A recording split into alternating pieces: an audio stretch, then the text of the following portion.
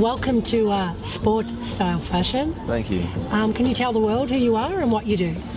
Yeah, I'm Theo Jones. I am a yachty. I work on super yachts like the one behind us. Wow. I work on deck as an officer. I've been doing it for 7 years. And yeah, 18 months ago, asked Shane to if he wanted to row across the Atlantic. We are Team Hesco. They bought our team name about 2 months ago, and they're leading in their industry of defence barriers, so military purposes or coastal defence barriers like that.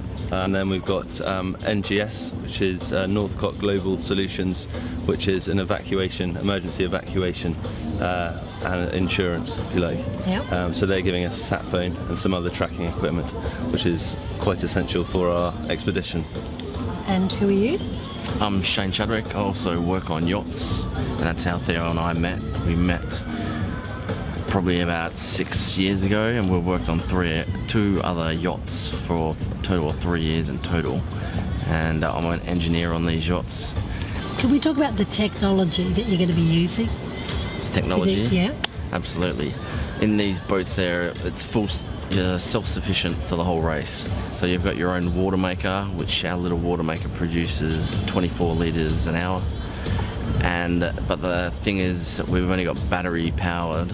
So we've got 2 batteries, which are 12 volt each, and we have solar panels that charge them every day. And the big problem is that if we don't have enough sun for the day, our batteries won't charge, so we can't make any more water. So that's the big thing. And then we've also got VHF, we've got AIS, so other boats can see us out there so they don't run us over, which is a pretty big thing. Small concern. Absolutely. This is awesome. But we also have all the safety features, like we strap onto the boat in rough weather. We've got life raft as well, and we've got a life vest, and we've got wet weather gear as well, and an EPIRB, so emergency distress beacons. If we get into trouble, we can set that off and someone will come and rescue us, hopefully. So. Wow.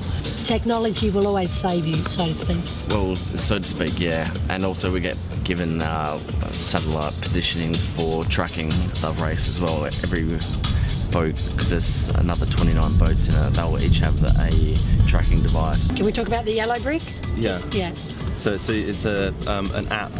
Yeah. So anyone can take it off our website or the race organisers' website, and it's as easy. You pay a couple of quid, and you can see us. I think it's every 24 hours we pump out a little response, and it just tells you how far we've gone, like what we've been up to, and you can actually sort of play it like a YouTube clip, and you can see us sort of moving along nice and quickly, hopefully. Which is pretty handy. Which we won't be moving too quickly because we'll only be going about 2 to 3 knots the whole trip. How long is this going to take, and what are the dangers? I mean, world record for a 2-man boat is 40 days. So an average time is 60 days. To say that you're going to go for the world record is a bit hard, but going for a win is a realistic challenge to put out there, as it is a competition and you are there for a victory. It's very weather dependent. Yeah, and equipment failure is quite a common thing.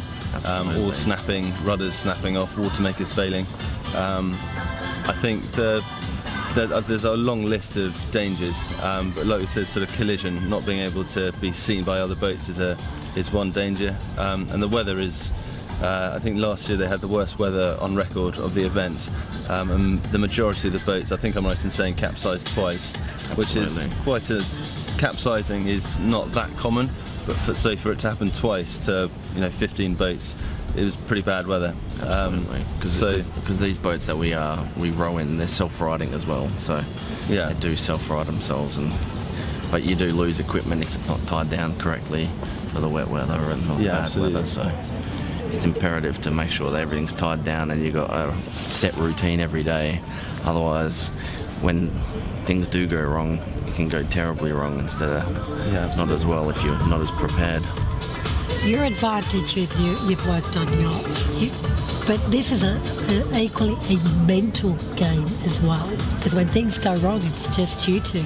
Absolutely. The main lesson there was for the mental side is, like you said, it's the weather just changed like that. I mean, it was literally 90 degrees and we went out, and it was really tough actually going not even 1 knot at the beginning. I think for the first hour we were 0.9 of a knot, and both rowing really hard. I mean, it was painful. And you've already just done about 24 hours of rowing, so you're pretty tired. And the mental side of this is colossal. I think your body will, you can do whatever, but it's your head that has to stay cool.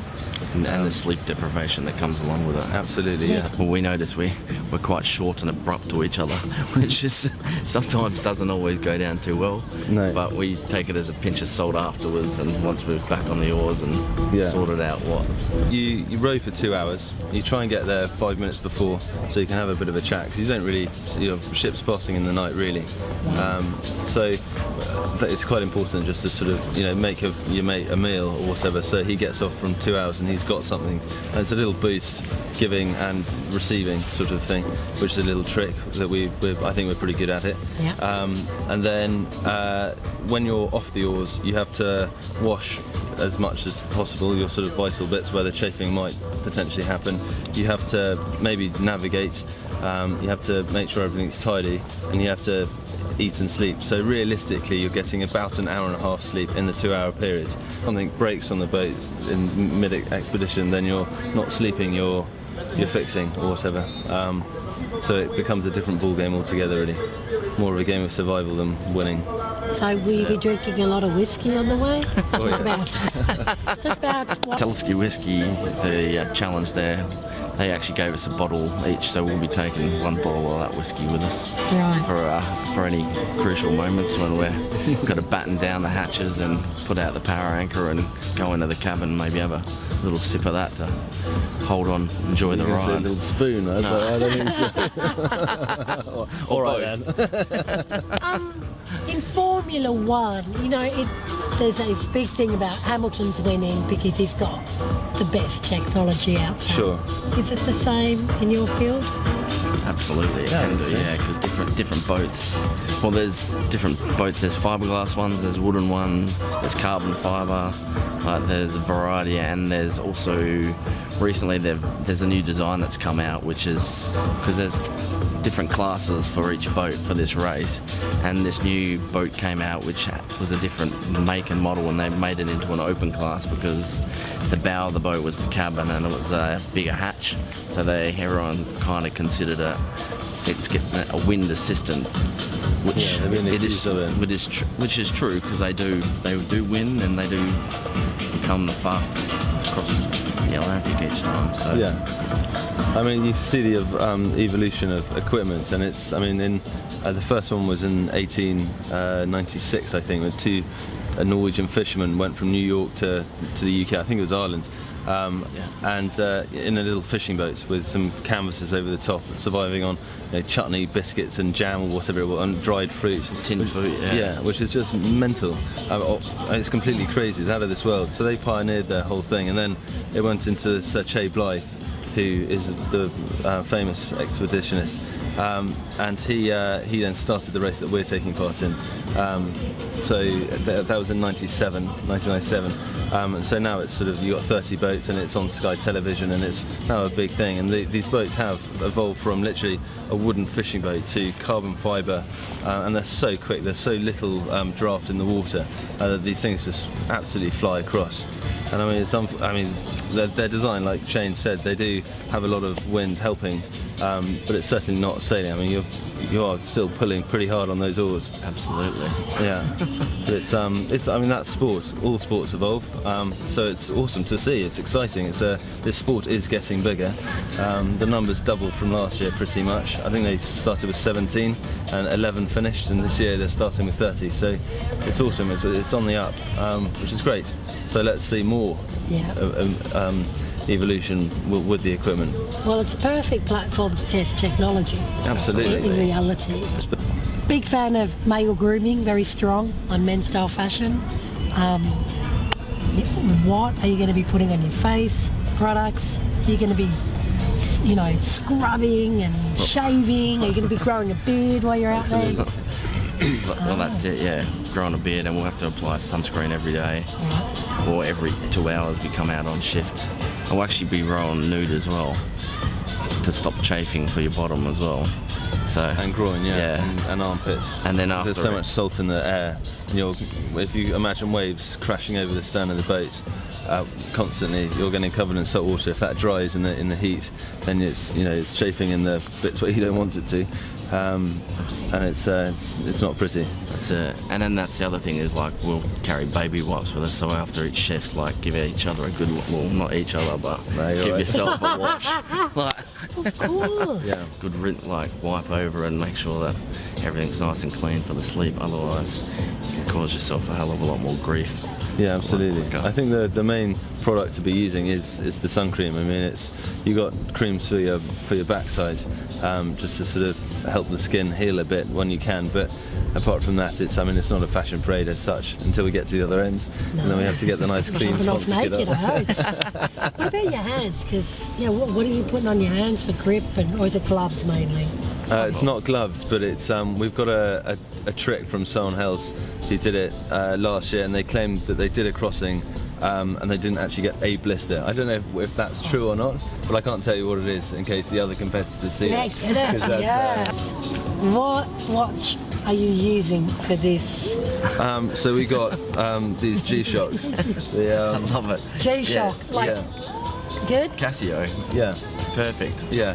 It's got the light on it, which is the main thing, and it's just it's comfortable, it's easy, it's robust. And when you are in the middle of the night, when it's dark, and you can just see what's going on. It's the same thing working on the bridge at night. Stopwatch for navigation. Time's one of the most important things when you're navigating. So having a bit of light there, that's basically it. It's just a sort of function. We talk about surfing the waves out there. Absolutely.